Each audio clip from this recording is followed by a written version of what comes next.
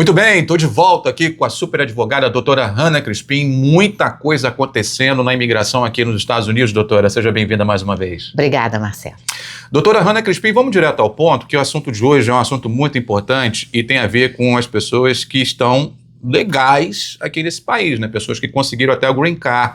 Eu quero saber até que ponto é verdade se o governo atual está fazendo aí uma espécie de pente fino nos últimos green cards aí que foram concedidos, doutora. Olha, a verdade é que sim. Eu, a princípio, li sobre esse assunto, achei que isso não ia acontecer, mas, infelizmente, eu já vi alguns casos de pessoas que têm o green card já há alguns anos, não simplesmente quem recebeu há um ano atrás ou um ano e meio atrás, não. Pessoas que já são portadoras de green card há alguns anos, que tiveram a péssima notícia, a surpresa de receber uma carta informando que elas foram colocadas em processo de remoção na Corte de Imigração e as acusando de que elas receberam um green card porque entraram em casamentos fabricados, quer dizer, casamentos de má fé, simplesmente para poderem receber um benefício imigratório. E como é que está sendo feito esse processo então, doutora? Porque vamos tentar entender primeiro como é que funciona essa questão da residência permanente. Eu sei que existem vários programas, várias formas da pessoa adquirir o Green Card aqui nos Estados Unidos, né? Mas esses casos específicos, que tipo de caso que o governo está tendo um olhar mais atento ou mais rigoroso? Eu acho que o pente fino está sendo passado, eu adoro o termo pente fino, né? O pente fino, o pente fino está sendo passado em casos de pessoas que receberam green card através de casamento com cidadão americano ou até mesmo com quem tem green card. Então esses aí, quem casou aí nos últimos anos, vai ter que ter uma atenção maior aí, né? Bom, digamos assim, aqueles que realmente, quando o casamento de verdade, não tem o que temer, porque mesmo que elas tenham o infortúnio de receberem uma carta falando que elas estão em processo na Corte de Imigração, e mesmo que essas pessoas sejam acusadas de terem recebido o Green Card porque entraram num casamento de má fé, todo mundo vai ter a oportunidade de se defender e mostrar que não, que mesmo que hoje em dia elas estiverem divorciadas, isso é muito importante, tá? O fato de você estar divorciado hoje não quer dizer que o seu casamento anterior foi de má fé, mas é uma dor de cabeça danada, né, Marcelo? Porque é aquela red flag, né? Que acende, né? Porque ali a administração vai vendo, olha, a pessoa casou, depois já se separou, vai querer saber do porquê desse casamento, e a gente sabe que tem um comércio gigantesco nesse país, né, doutor? Tem, eu não sei não. Opa! Aliás, aqui um parêntese, né? Muita gente que vem aqui nos comentários dizendo, né? Falando, esses ilegais, tem mais aqui embora. Essa gente... Eu brinco assim, me dá 5 minutinhos do teu zap. Eu preciso de 5 minutinhos do teu zap para ver se realmente você está nesse legalismo todo que você está bradando aí nas redes sociais, né? Doutora, a senhora disse, né? A pessoa que está lá casada, bonitinha e tudo mais. Mas tem que provar que está casada bonitinha também. O que o governo leva em consideração? Bom, você vai ter que entregar para o governo, ou entregar, no caso, até para um juiz de imigração, evidências de que ou você está num casamento de boa fé, ou casamento de verdade, né? Ou que você esteve, mesmo que agora você seja divorciado. Então, que o seu casamento foi um casamento verdadeiro, um casamento entre duas pessoas que não deu certo e acabou, tá? E você já te divorciou, mas você vai ter, caso isto aconteça com você, você vai ter a oportunidade de se explicar e se defender numa corte. Mas aí, no caso, o governo, se ele desconfiar de que um processo ali pode ter alguma coisa fraudulenta, ele já emite uma ordem de remoção? Já entra no processo? Ordem de remoção, não. Ele emite um documento que se chama Notice to Appear. Isto é um documento que informa formalmente a uma pessoa de que ela está num processo de remoção ou processo de deportação. Quer dizer, nesse documento também tem que vir a data da audiência dela. Então, ela vai ter uma audiência na corte e vai poder ter a oportunidade de ser escutada e apresentar a defesa. Tá, e essas evidências que podem ser comprovadas que, de fato, a pessoa casou com alguém por amor, né? Se relacionou realmente e depois não deu certo, separou, ok. O que pode ser? O quê? São fotos? Talvez testemunhas? O que ele leva em consideração? Marcelo, uma série de fatos. Você está casado com alguém, é de se esperar que você tenha coisas em comum com seu cônjuge, né? Seja, por exemplo, uma conta bancária, cartão de crédito, seguro de carro, mencionando o nome dos dois, seguro de vida, quando um é beneficiário do outro. Se vocês têm filhos, por exemplo, aqui nos Estados Unidos, você pode colocar o nome do seu parceiro ou da sua parceira na escola, dizendo que a pessoa tem autorização para buscar a criança. E por aí vai, viagens que vocês fizeram juntos, fotos de vocês. Rede social até ajuda muito, né, nos dias atuais. Rede social, com certeza absoluta, quer dizer, depoimentos de pessoas que conheceram o casal, então são uma série de informações ou evidências, inclusive trazer o próprio cônjuge ou ex-cônjuge, se o casamento terminou mais ou menos em bons termos, para depor e afirmar que é o casamento de verdade. Agora, se a pessoa fez business, para achar aquele que fez business, aí you might be in trouble. Aí a coisa complica. Não é? Porque eu acho que muita gente não tem noção da seriedade, da ofensa que isso digamos assim, se entrar num casamento para legalizar. A pessoa que se beneficiou, quer dizer, quem recebeu o green card, pode ficar barrado pro resto da vida praticamente, de conseguir o green card. Voltar aos Estados Unidos.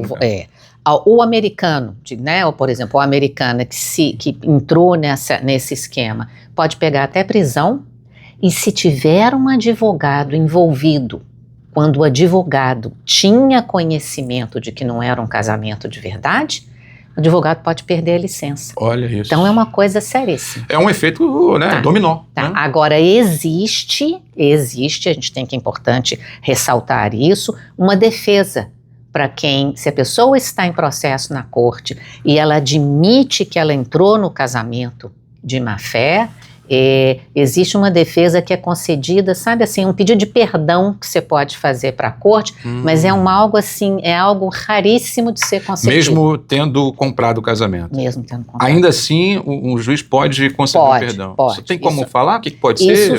A pessoa tem que pedir um perdão e explicar a dificuldade extrema da situação dela, isso bem de maneira geral, para ver se consegue o perdão. Aí o juiz, ele pode avaliar que de determinada situação, ele pode até conceder um perdão. Ele pode até conceder Mas isso acho que é exceção da exceção, né? É exceção da exceção da exceção. É raríssimo. Porque a regra de ser concedido. E na atual conjuntura, está muito complicado. Está pior isso agora do que na última. O que a senhora pode dizer? Eu acho que os juízes, não por livre e espontânea vontade deles, nós temos que lembrar que os juízes, eles têm que seguir a lei, mas eles têm que seguir também, as cortes de imigração não são independentes. Então, quando eles recebem, por exemplo, orientações ou normas de que, por exemplo, não pode mais terminar caso, dependendo, eles não podem mais fazer isso. Sim. Então, os juízes também estão sob muita pressão de como proceder. Tem a questão política também, que é inevitável, né? Porque você tem um governo falando de uma maneira mais agressiva nesse combate à imigração ilegal, né? Prometendo deportar milhões. E aí contrata também novos funcionários, vem uma nova mentalidade também. Claro, e você tem visto mesmo os oficiais do ICE falarem desta maneira. Eu tenho visto pessoas que têm que se apresentar, por exemplo, no ICE, e que vêm fazendo isso por muito tempo e que estão recebendo agora ordens de que elas têm que ir embora. E os próprios oficiais estão falando, olha, você me desculpa, é outra administração, eu tenho que seguir as ordens que eu recebo. Porque que a pessoa vai... trabalha para o governo, né? Marcelo, o que você vai fazer? Você não vai obedecer, você vai perder seu emprego. É muito complicado. Manda quem pode, obedece quem tem juízo, né? Doutora, para o green card, só para a gente entender aqui no procedimento do casamento, aqui em linhas gerais, né? Quem casa, né, entra com processo, né? Vamos imaginar que alguém que tem a cidadania está dando green card para o cônjuge. Quanto tempo, em média, leva um processo e quanto tempo está levando agora, ultimamente? Bom, se a pessoa entrou legalmente no país e não tem nenhum problema com a imigração, eu diria que na nossa região aqui de Massachusetts, tem levado em média uns 8 meses, tá? Se a pessoa entrou legalmente, não tem mais nenhum problema, casou com um cidadão americano, entrou com processo aqui, tem levado mais ou menos esse tempo. Mas também tem que a história do antecedente, checar tudo direitinho, se não tiver nada também, né? Claro, não Contra a tem, pessoa, tem que né? olhar direitinho. E no caso, quem veio pelo México, como é que seria?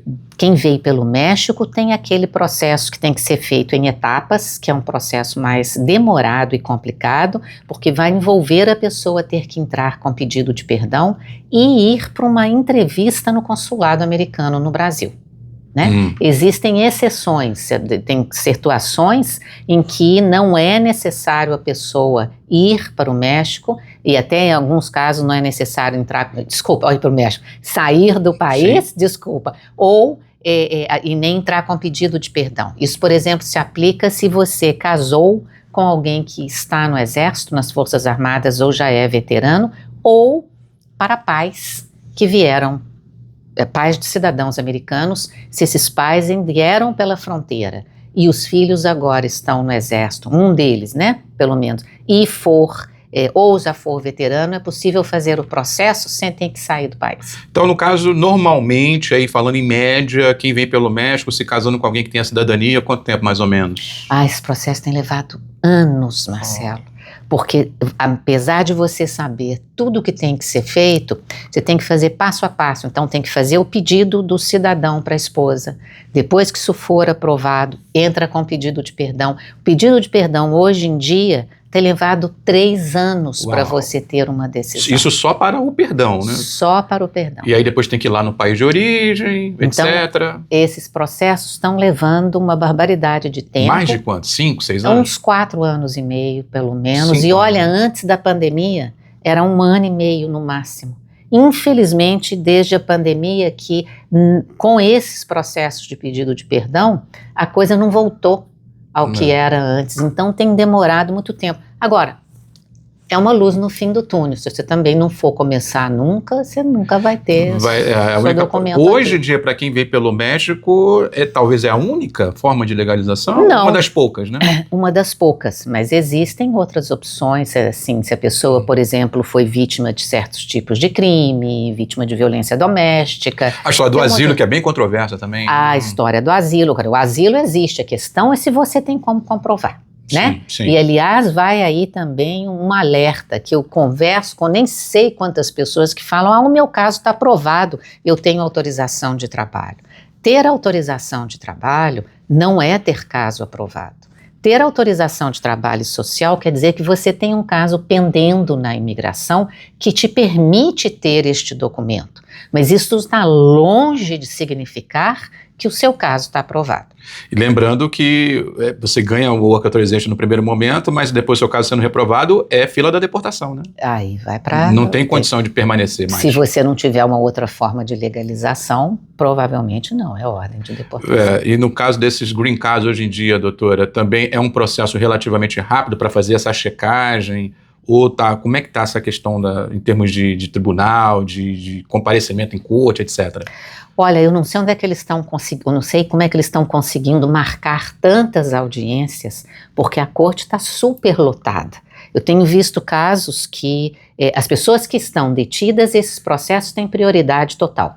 Tá? Okay. Agora, as pessoas que não estão, que estão em liberdade, a gente tem visto casos que 1 mês antes da corte você recebe uma notificação, a sua audiência ia ser 1º de junho de 2025, trocou agora para 2027, 2028. Então tem casos que eles estão empurrando que muitas vezes, inclusive, a própria pessoa fica chateada, porque são casos que têm como ser resolvidos. Sim, e de fato a pessoa casou realmente, né? Como ser aprovados. E o juiz está... Só que agora, por conta desse comércio que é amplamente conhecido e divulgado, porque tem agências que fazem anúncios, né? Isso não é novidade para ninguém. Existem agências especializadas que anunciam pessoas dispostas a se venderem, né, por casamento. E aqui eu não estou fazendo julgamento moral, doutora, porque a gente vive nessa terra aqui, se tem uma coisa que eu não sou, é moralista, né? Muito menos de moralista de goela, né? Que é aquele moralista que só serve para determinadas coisas, mas para as outras ele fica passando pano. Aqui eu não estou fazendo nenhum tipo de julgamento moral, mas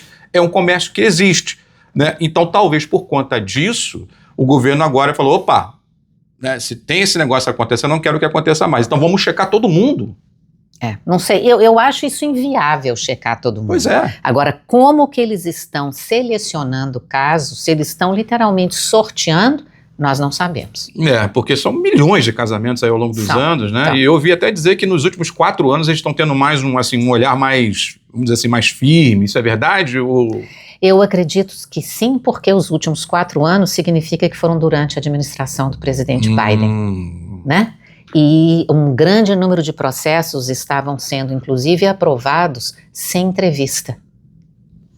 Então, é uma maneira de... Também é um outro red flag aí, né? Porque se não teve entrevista, então agora vão querer fazer a entrevista. Mas sua curiosidade, doutor, como é que funciona a entrevista de casamento? Assim, muita gente não sabe como é que é essa entrevista. Olha, normalmente quando você vai na entrevista, o oficial de imigração vai conversar separadamente com um e com o outro. De maneira geral, eles primeiro conversam com o cidadão americano, anotam, fazem uma série de perguntas. Perguntas até frívolas, né? Perguntas, como é que vocês se conheceram, quando que vocês começaram a namorar, quando que vocês começaram a morar juntos, como é que foi casamento, o pedido, como é que foi noivado, quem que pediu quem em casamento. Perguntas do dia a dia. Perguntas que, se você está vivendo com alguém, você tem que saber. Você vai saber responder. Afinal de contas, você vai lembrar o dia que você conheceu sua namorada, né? Se bem que você vai lembrar. Ou deveria. Tem relacionamento, tem, doutora, que a pessoa não sabe muito da outra, e de fato tá com a pessoa. Porque, olha, eu vou falar até que às vezes não presta atenção. Tá, eu vou falar uma coisa pessoal, tá? Eu sou casada há 30 anos, né? E eu vim para os Estados Unidos porque eu casei, tá? E eu lembro... o dia que eu estava muito nervosa, porque meu marido até hoje ele não sabe absolutamente nada. Eu falei, pronto, acabou. Pois é. Acabou porque... Se perguntar assim, qual é a cor preferida da sua esposa? I guess it's blue. Mas, Marcela, deixa eu te falar uma coisa. Os oficiais são treinados. Eles sabem, tá? né? Quando é espontâneo, eles né? Genuíno, né? Eles sabem. Escuta, eles sabem também que uma pessoa que está ali na entrevista, a pessoa está nervosa, a pessoa vai esquecer coisas que normalmente não esqueceria se não tivesse ali naquela tensão. Eles sabem como ir levando as porque perguntas. Tem perguntas que são cruciais, né? Tipo assim, não tem como não saber, né? Então talvez eles sabem que, olha, determinadas perguntas a gente pode até relevar. Prato predileto, sei lá, cor, coisa assim, né? Outras coisas não. Não, e eles vão perguntando. E o que eu sempre digo para os meus clientes é o seguinte, olha, quando você não sabe algo, é preferível você falar, não estou lembrando, esqueci, do que você começar a inventar, porque aí a coisa pode ficar complicada. Exato, tentando sair daquela saia justa, piora o negócio. Mas o que eu faço também com todos os meus clientes é que a gente faz uma reunião e prepara todo mundo para a entrevista, para a pessoa...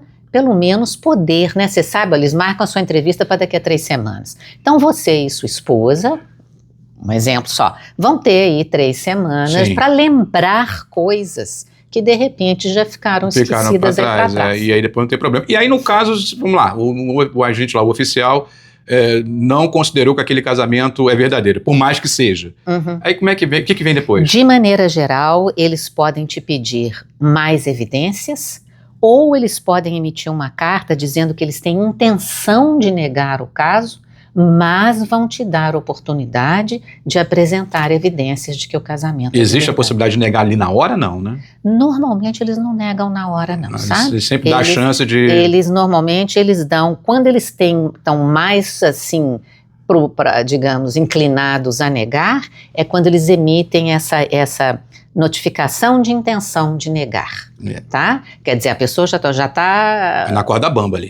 Exatamente, você tá numa corda bamba, é bom se apresentar muita coisa. E aí atrasa quanto tempo mais? Assim? Ai, Marcelo, difícil prever. Se a gente vê casos que você envia documentação, daí a 2, 3 semanas você tem uma resposta, tem outros que, meu Deus. Vai saber, né? Vai saber. Doutora Hannah Crispim, olha, é sempre um prazer, minha gente. Lembrando que eu vou deixar o telefone da doutora aqui no comentário fixado. Você também pode encontrá-la nas redes sociais, no @CrispinLaw. Vou deixar tudo aqui fixado para vocês, né?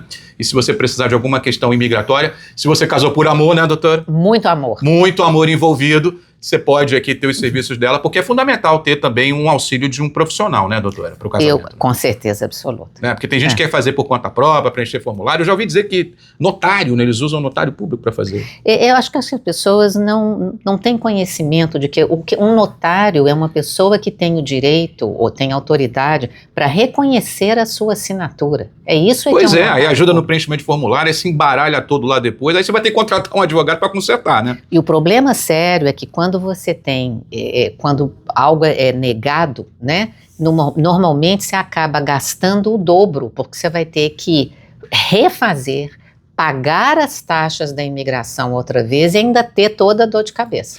Doutora Hanna Crispim, mais uma vez obrigado pela sua participação. Até a próxima. Tá certo, minha gente? Olha, deixa o seu like nesse vídeo, compartilhe e também se inscreva aqui no canal do Benevides para você ficar por dentro sobre o mundo da imigração aqui nos Estados Unidos, histórias de brasileiros aqui nesse país e muito mais.